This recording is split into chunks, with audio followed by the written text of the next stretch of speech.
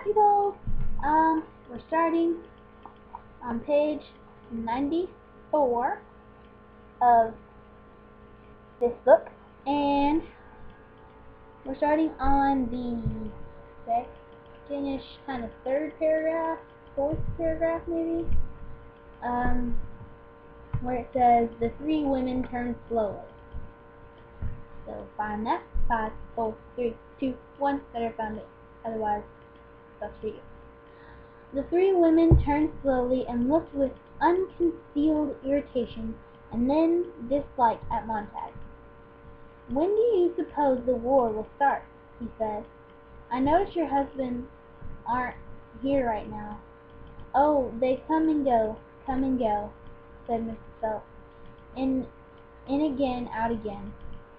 Fine gan. The army called Pete yesterday. He'll be back next week."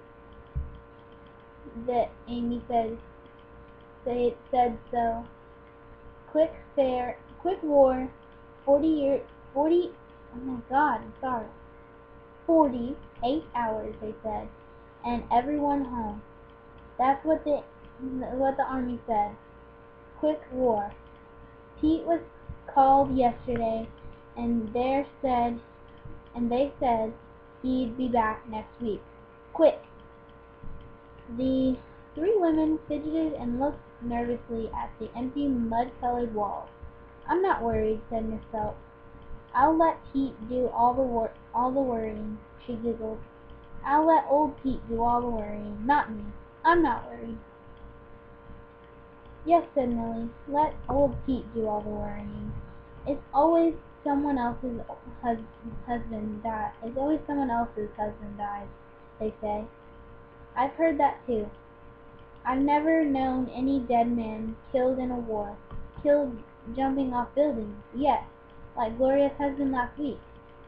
But from wars, no." Sorry, itchy face. Okay. "Not from wars," said Phelps. "Anyway, Pete and I always said no tears, nothing like that. It's our third marriage each, and we're independent. Be independent, we always said. He said, if I get killed off, you just go right ahead and don't cry. But get married again and don't think of me." "That reminds me," said Mildred.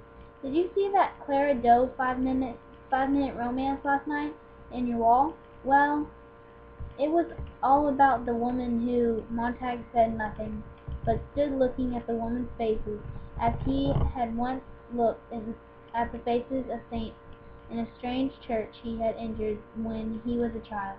The faces of those enameled creatures meant nothing to him, though he talked to them and stood in the church for a long time, trying to be that religion, trying to know what the religion was, trying to get enough of the raw incense and special dust of the place into his lungs, and thus into his blood, to feel touched and concerned by the meaning of the colorful men and women in the Priscillian eyes and blood-ruby lips.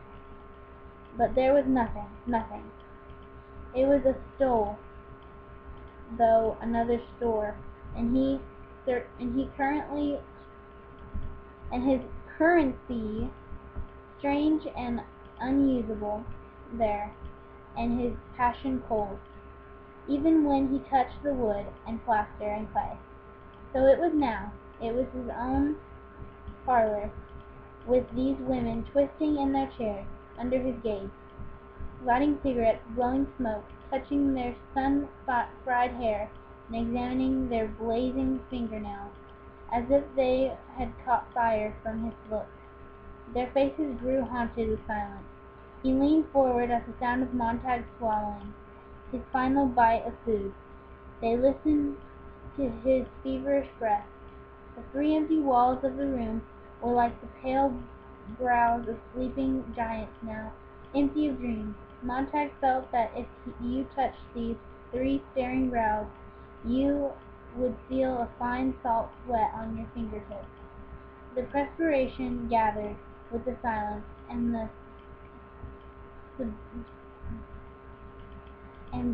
subduable, I don't know, something trembling around and about, and in the women who were burning with tension.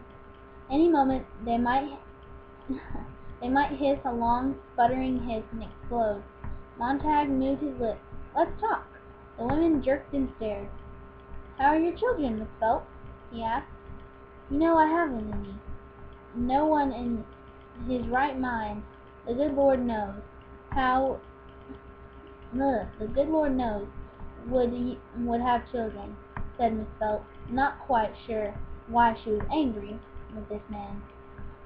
"I wouldn't say that," said Mrs. Bolus, I don't know how to say her name. "I've had 2 children, but cesarean section." I seriously just said that. Wow. Anyway, just kind of forget I said that. "No use of going through all that agony for a baby. The word must reproduce, you know. The race must go on. Besides, they sometimes look just like you, and that's nice." 2 cesareans turned the trick. "Yes, sir." "Oh, my doctor, cesareans aren't necessary. You've got the hips for it. Everything's normal, but I insisted." "Cesareans or not, children are ruinous. Ruinous. You're out of your mind." And Mrs. Phelps can't read tonight. I'm so sorry. And Mrs. Phelps, "I flunked the children in school 9 days out of 10. I put with them when they come home 3 days a month. It's not bad at all. You heave them into the parlor and turn the switch. It's like washing clothes. Stuff laundry in the slam stuff laundry in and slam the lid." Miss Bolus tittered. Oh, I like to tittered. "They'd just as soon kick as kiss me. Thank God I can kick back." The women showed their tongues, laughing. Mildred sat a moment, and then, seeing that Montag was still in the doorway, clapped her hands. "Let's talk politics, to please Guy." "Sounds fine," said Miss Bolus. "I voted last election, same as everyone, and I laid it on the line for President Noble. I think he's one of the nicest looking men ever became president." "Oh, but the man that ran against him, he wasn't much, was he? Kind of a small and homely, and he didn't shave too close or comb his hair very well. What possessed the out to run him? You just don't go running a little short man like that against a tall man. Besides," he mumbled, "half the time I couldn't hear a word he said, and the words I did hear I didn't understand. Fat, too, and didn't dress to hide it. No wonder the landslide was the Winston Noble. Even their names help compare Winston Noble to Hubert Hogue. For 10 seconds, and you can almost figure the result." "Damn it," cried Montag. "What do you know about Hogue and Noble? Why, they were right in the parlor wall, not 6 months ago. One was always picking his nose, and drove me wild." Well, Mr. Montag," said Miss Phelps, "do you want us to vote for a man like that?" Mildred beamed. "You just run away from the door, Guy, and don't make us nervous." But Montag was gone in a moment with a book in his hand. "Guy! Damn it all! Damn it!" Sorry. "What have you got there? It isn't a book." "I thought that all special training things these days was done by film." Miss Phelps blinked. "You're reading up on fireman theory?" "Theory, hell," said Montag. "It's poetry." "Montag!" A whisper. "Leave me alone." Montag felt himself turning in a great circling roar and buzzing the hum. "Montag, hold on, don't! Did you hear them? Did you hear these monsters?"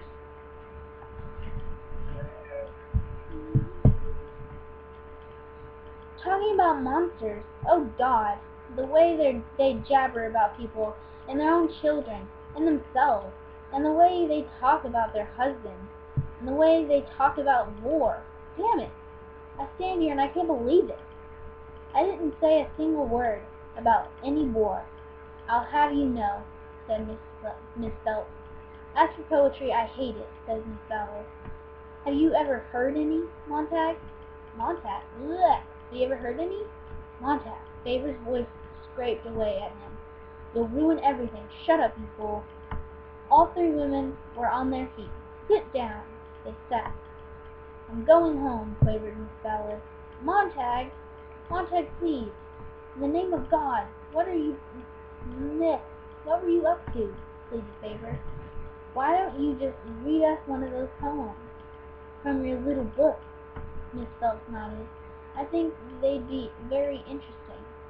That's not right, wailed Miss Ballard. We can't do that. Well, look at Mr. Montag. He wants to. I know he does. And if we listen nice, Mr. Montag will be happy, and then maybe we can go on and do something else. She glanced nervously at the long emptiness of the walls enclosing them. Montag, go through with this, and I'll cut off. Montag, go through with this, and I'll cut off. I'll leave. The beady jabbered in his ear. What good is this? What it'll prove? Scare the hell out of them. That's what. Scare living daylights out. Mildred looked at the empty air. Now, Guy, just who are you talking to? A silver needle pierced his brain. Montag, listen. The only way out is play it as a joke. Cover up. Pretend you aren't mad at all. Then walk into your wall interior and throw the book in. Incinerator and throw the book in. Mildred had already anticipated this with a query voice. Ladies, once a year, every fireman is allowed to bring one book home from the old days to show his family. How silly it all was. How nervous that sort of thing can make you. How crazy. Guy's surprise tonight is read you one sample to show you mixed up things were. So none of us will ever have to bother our little old heads about the junk again. Isn't that right, darling? He crushed the book in his fist. So yes. His mouth moved like Favor's. Yes. Mildred snatched the book with a laugh. Here, read this one. No. I take it back. Here's that real funny one you read out loud today. Ladies, you won't understand a word. It goes, umpty-tumpty-ump. Go ahead, Guy, that page dear. He looked at the open page. A fly stirred in its wings softly in his ear. Read. What's the title, dear? Dover Beach. His mouth was numb. Now read in a nice clear voice and go slow. The room was blazing hot. He was all fire. He was all coldness. They sat in the middle of an empty desert with 3 chairs, and him standing swaying, and him waiting for Miss Phelps to stop straightening her dress, him and Miss Bolas to take her fingers away from her hair. Then he began to read in a low, stumbling voice that grew firmer as he processed from line to line, and then his voice went out across the desert into the whiteness and around the 3 sitting women there in the great hot emptiness. Alright, we'll start next time on page 100. See y'all later. Bye!